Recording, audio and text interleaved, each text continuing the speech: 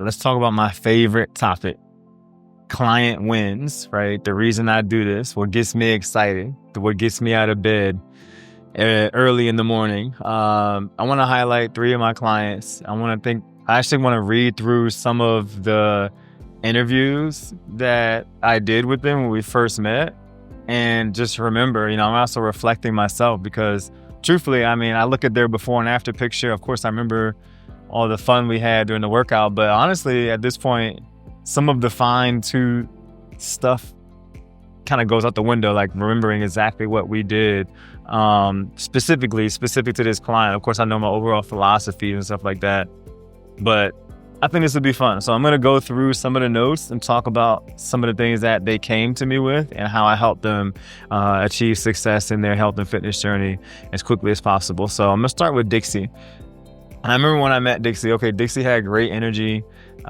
She was motivated, and some of the things here speak a lot to that, right? She's like, I used to run and do Pilates, had some, issues with surgery with the right knee, but it still bothered her. I do remember Dixie, had done some races in the past and things like that. Some of the things that stand out to me here are, Dixie said, I don't want to become my mom in 10 to 15 years. When I wake up in the morning, if I sit too long, my right knee hurts and I can barely walk. I have grandkids, 8 and 2, and I want to be able to, run around with them with more energy and play with them because they like being outside. So what I did was I come up with some goals with Dixie's help.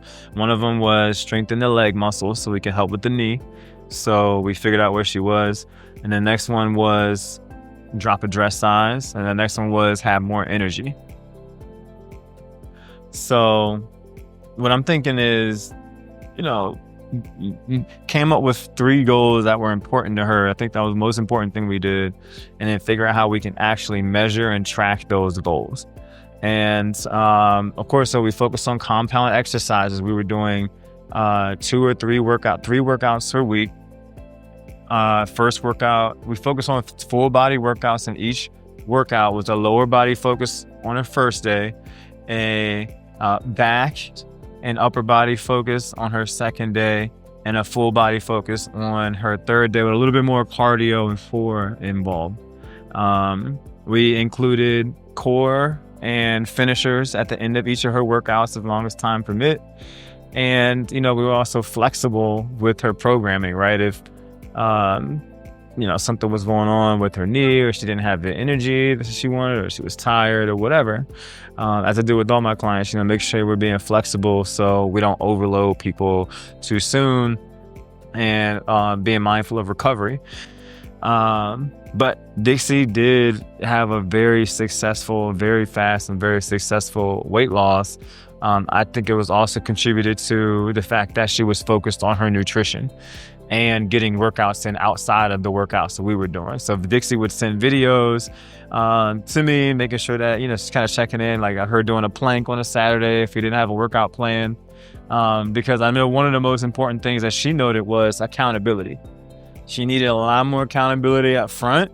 And then I noticed as Dixie developed those habits, she started to do things like send me the videos, right? Instead of me saying, hey, what's going on? Where's the video? Did you get your workout in? How's it going? So yeah, Dixie did amazing.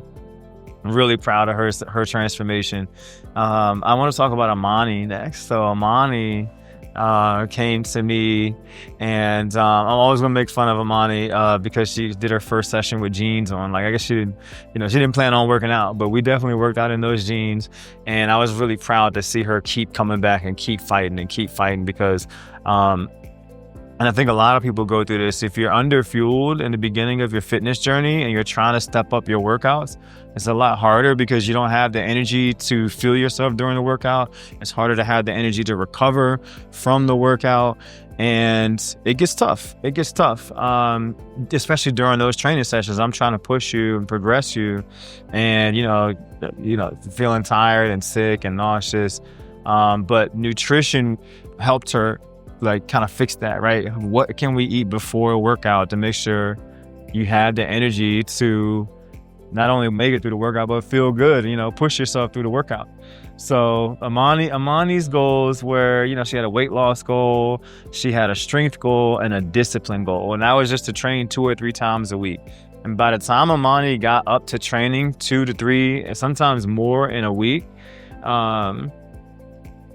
she was dropping weight, man. I mean, I think Amani's down like almost 50 pounds at this point.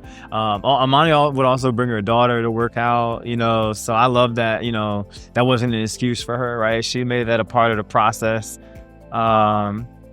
Drinking more water, getting outside and hiking and being more consistent with just getting steps in. And yeah, I would push Amani every workout. I was pushing her. Because I knew, I knew how good this was for her, like not just physically working out, but also mentally.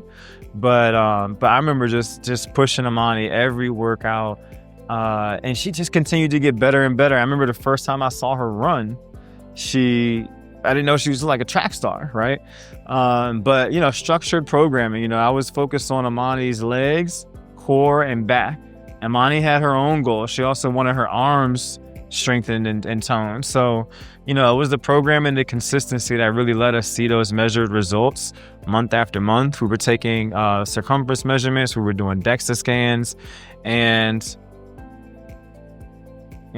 week by week showing up, she's in a whole nother place now. John, I'm going to talk about John. John has experienced a lot of success very quickly. I think John has lost close to 30 pounds in just over 2 months, maybe 3. But he lost most of that in I think the first month, like 20 something pounds. John just mad. I mean, it's almost like magic, like John's approach when he first came was, okay, I don't really want to overdo it right now. He's like, it's fine if we use the smaller weights that I knew he could do a lot more on. And I just kept asking him, like, are you sure? Like, these weights, I know they're not challenging you. Like, you're not tricking me. But when I asked him, hey, let's go up. He's like, no, it's not. He wanted to make sure it was a priority of John's to keep exercise fun. He knew the results would come as long as he was consistent and showing up to the workouts. And we did 3 workouts a week.